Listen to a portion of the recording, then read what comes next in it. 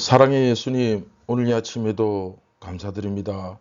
이렇게 눈을 뜨게 하시고 또 이 매일 반복되는 하루 같지만 예수님께서 우리에게 주신 특별한 하루이며 또한 우리가 감당해야 될 사명이 있고 또 예수님께서 우리에게 맡기신 해야 할 일들이 있기에 오늘도 이 하루를 감사함으로 받습니다.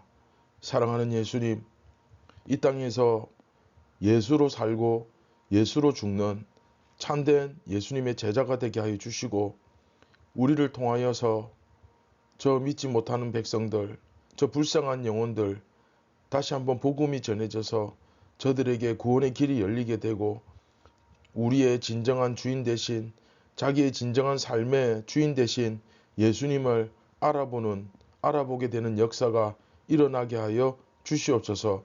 우리 마음속에 박탈감, 슬픔, 모든 근심 걱정들 물리쳐 주시고 오늘도 이 부활의 기쁨을 누리게 하여 주시옵소서. 모든 영광 예수님께 올려드리기 원합니다. 우리를 구원하신 예수님의 이름으로 기도드립니다. 아멘. 안녕하십니까. 선한 제자교회 성도 여러분, 2023년 7월 27일 목요일 아침이 밝았습니다. 오늘 여섯 번째 이야기 빈 무덤에서 오늘 마지막 시간이죠.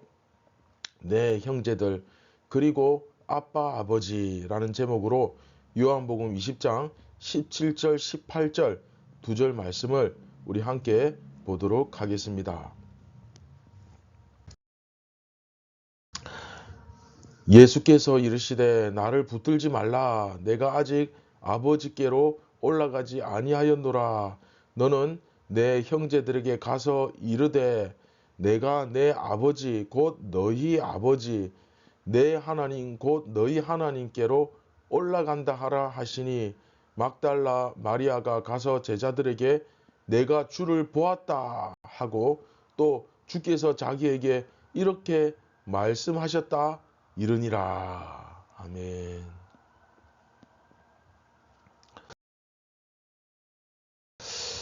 네, 지금까지 이야기를 간단하게 한번 정리해 본다면 마리아는 무덤 밖에 서서 울고 있다가 이렇게 요한처럼 구부려서 이것도 두 번이죠.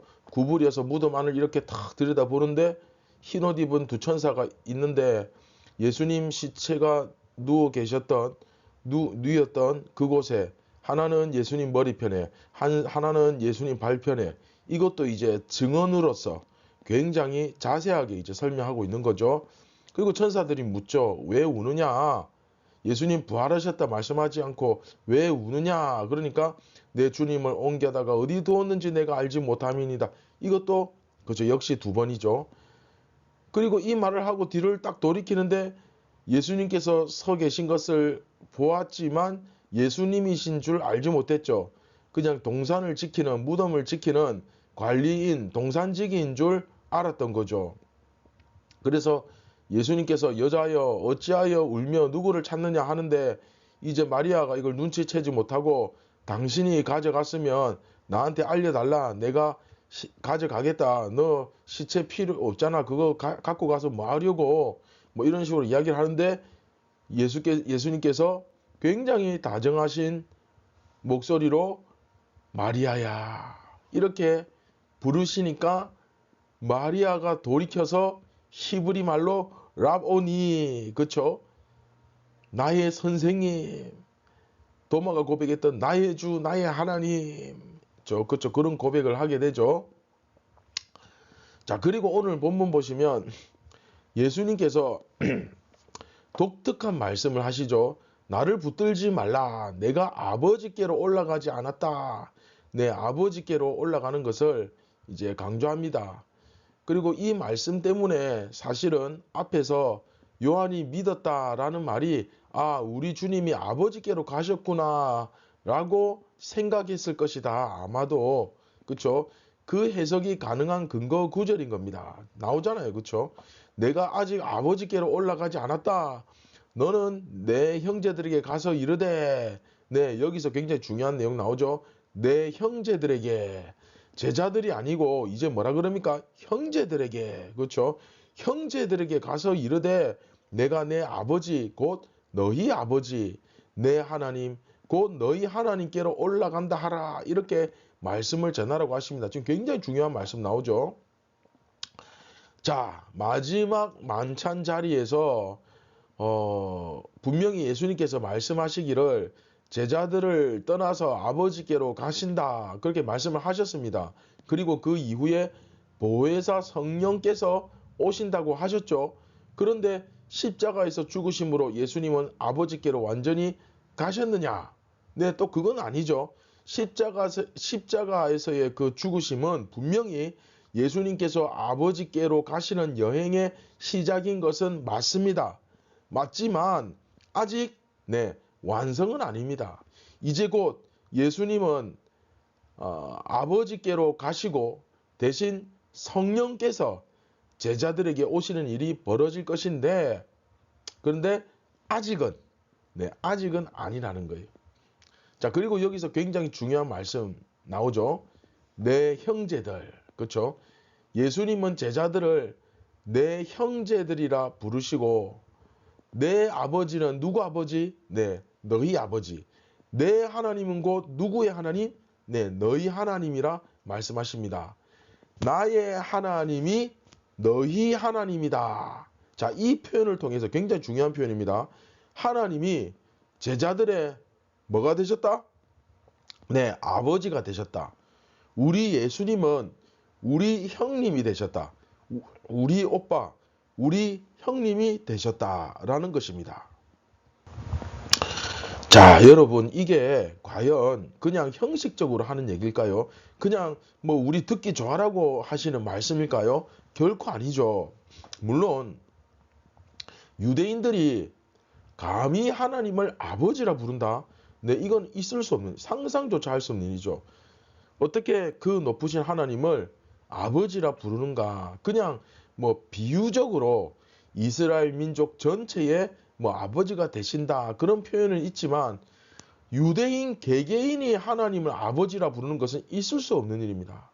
그런데 오늘 본문에서는 어떤 비유적으로 그냥 단지 듣기 좋으라고 뭐 형식적으로 하시는 말씀이 아니죠.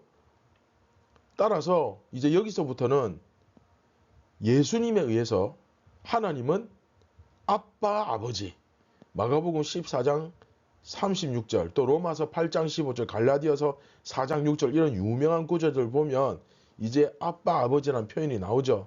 그래서 예수님께서 너희들은 내 형제로, 여러분 믿으십니까? 또 우리 하나님은 너희 아버지시다 라고 선언해 주시는 겁니다. 굉장히 중요합니다. 그렇기 때문에 갈라디아서나 로마서에서도 마가복음에서도 이런 표현이 가능한 겁니다. 바울은 우리가 이제 하나님을 아빠, 아버지라 부르게 되었다고 선언합니다. 말하고 있습니다. 여기서 아빠는 이제 우리말의 아빠가 아니고 이게 아람어입니다. 근데 아람어인데 우리말하고 발음이 똑같아요. 이게 참 재밌죠. 그래서 아버지를 친근하게 부를 때 아빠라고 부릅니다. 그래서 아람어로서 아빠, 아버지라고 부르도록 우리를 부르셨다, 그렇게 말씀하고 계신 거예요. 자, 우리말과 다른 점은 우리는 나이가 들면 아빠라고 좀 부르기가 그렇잖아요. 그죠? 뭐 나이가 들어도 그렇게 부르시는 분들도 있기는 합니다만은, 그런데 이 아람어에서는 나이가 들어도 그냥 아버지를 친근하게 아빠라고 부른다고 합니다. 그래서 아빠, 아버지라고 부르는 위치에 이제 우리가 오르게 된 거죠.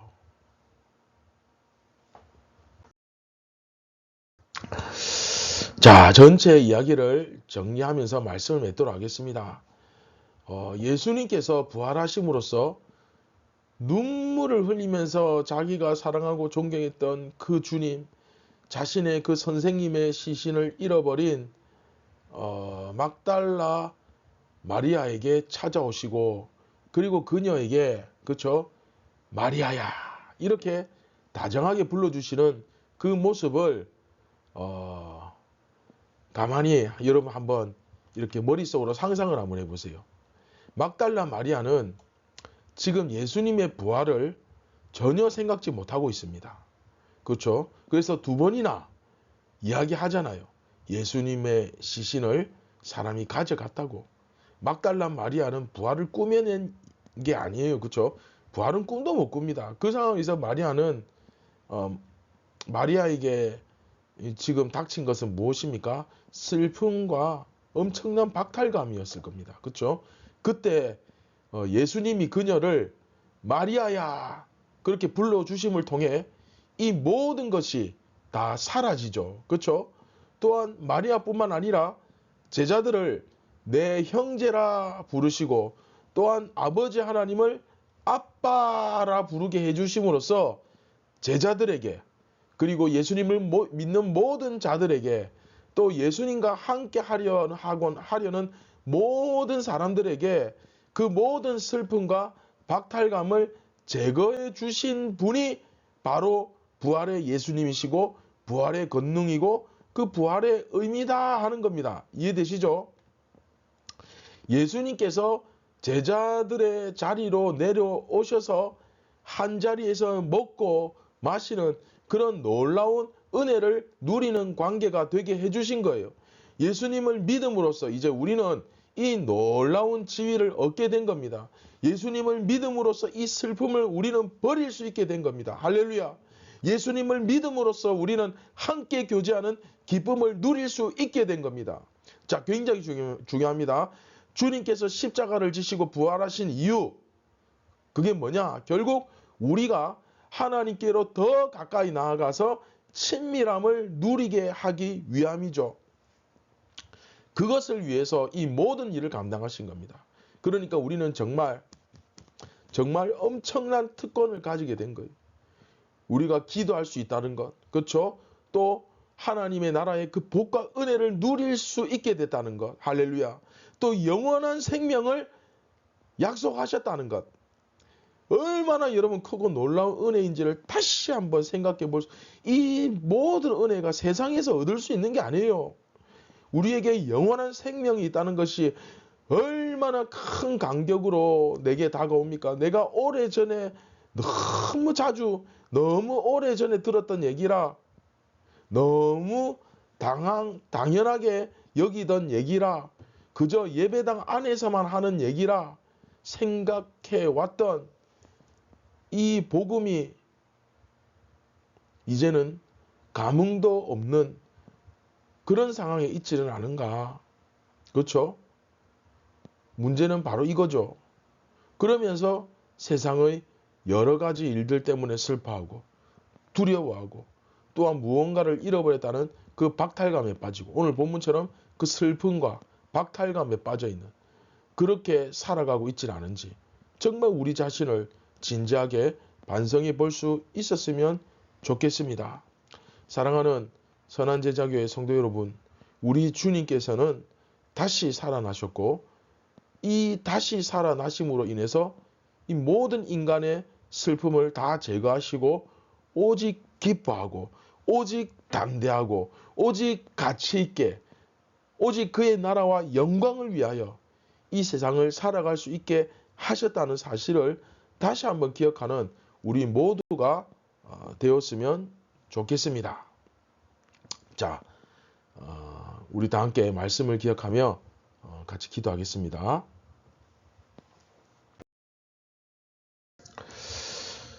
참 좋으신 예수님, 우리에게 우리가 평생 얻으려고 해도 단 한 가지도 얻을 수 없는 그럼에도 불구하고 이런 많은 복과 은혜를 주신 그 주님의 은혜에 대한 감격과 기쁨과 감사가 내 안에서 서서히 사라지며 나는 현재 살아가고 있는 것이 아니라 죽어가고 있질 않은지 다시 한번 우리 자신을 잘 돌아볼 수 있도록 영안을 열어주시고 제발 이 교만하고 어리석은 마음을 주여 제거하여 주시옵소서.